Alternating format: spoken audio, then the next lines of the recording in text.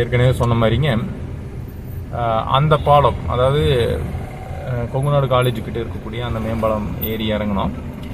அது ஏறி இறங்கணும்னு இங்கே ஒரு யூடர்ன் போட்டிருப்பாங்க. இன்னைக்கு ஓப்பனாக சொல்கிறேங்க, இன்னைக்கு ஜாலி, இன்னைக்கு லக்கு. என்ன லக்குன்னு கேட்டிங்கன்னா, நம்மளுக்கு வந்து சொல்லி வாய்மூடில் வண்டி உள்ள விட்டார் அண்ணன், தவறில்லை, அவர் கரெக்டாக தான் எடுத்தாருங்க. என்ன லக் அப்படின்னு கேட்டிங்கன்னா, இன்னைக்கு ஒரு ஜாமே ஆகலைங்க, நீட்டாக வந்துட்டுருக்கோம். நம்ம காவல்துறை அன்பரும் இருக்கிறனால கொஞ்சம் அப்படியே கரெக்டாக அந்த டிராஃபிக் எல்லாமே இன்றைக்கி பார்த்துட்டாருங்க. ஒவ்வொரு நாள் யாரும் இல்லைனாங்க இந்த இடத்துல டிராஃபிக் ஆச்சுன்னா கிட்டத்தட்ட அந்த பாலத்து மேலே நின்றுட்டு இருந்த நாளில் இருக்குதுங்க. நான் பாலத்து மேலே நின்றுட்டு இருந்த வீடியோவில் இருக்குதுங்க. அது எம்ஏ மீடியா மார்க்கெட்டிங்னு ஒரு சேனலில் போட்டுருக்குறேங்க. அந்த அளவுக்கு டிராஃபிக் ஆகுங்க இந்த யூடர்னால. நான் என்ன கேட்குறேன்னா, பாலம் போட்டு என்ன பிரயோஜனங்க? ஒரு வண்டி 10 நிமிஷம் 20 நிமிஷம் ஒரு 1 hour ட்ராவலில் 20 நிமிஷம் அதிகமானா 1.5 மணி நேரங்க கணக்குக்கு. 1.5 மணி நேரத்துக்கான டீசலோ பெட்ரோலோ அலைச்சல் நேரம் விரையங்க, இதெல்லாமே எக்ஸ்பென்ஸ் தாங்க. நீங்கள் இந்த பாலம் போடுற டைமில் பார்த்தீங்கன்னா 1 வருஷம் 2 வருஷம் இல்லை 3 வருஷம் ஆகையில் எல்லா வண்டியும் டீடோர் சுற்றி போகையில் பார்த்தீங்கன்னா அந்த டீசல் செலவு வந்து நீங்கள் ஜென்மத்துக்கு இந்த ஃப்ளைஓவரில் எடுக்க முடியுமான்னு காஸ்டிங் போட்டு பார்த்தீங்கன்னா கம்மியாக தான் இருக்கும். ஏன்னா ஊருக்குள்ளே இன்ச் லாரி பஸ்ஸு காரு எல்லாமேங்க 1 மணி நேரம் 2 மணி நேரம் ஹெவி டிராஃபிக் ஜாம் ஆகுறதுங்க. இதெல்லாம் சேர்த்து பார்த்தீங்கன்னா அதில் விரயமான டீசல் பெட்ரோல் நேரத்தை நீங்கள் மறுபடியும் மீண்டெடுக்க முடியும்னு பார்த்தீங்கன்னா கஷ்டம் தானுங்க. கரெக்டுங்களா?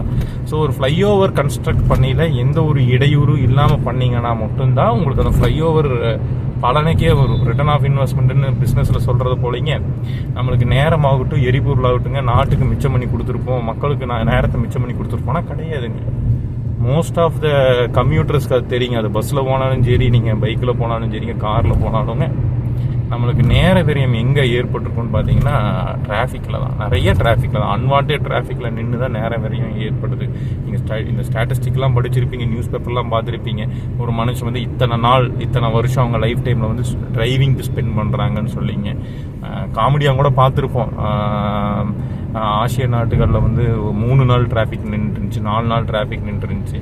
அப்புறம் அதை நம்பி பிஸ்னஸ் போட்ட ஆளுகளாக இருக்காங்க. டிஃபனு டீ காஃபி இந்த மாதிரி ஹோட்டலில் அப்படிங்கிற மாதிரி கூட பண்ணியாக சொல்வது உண்டு.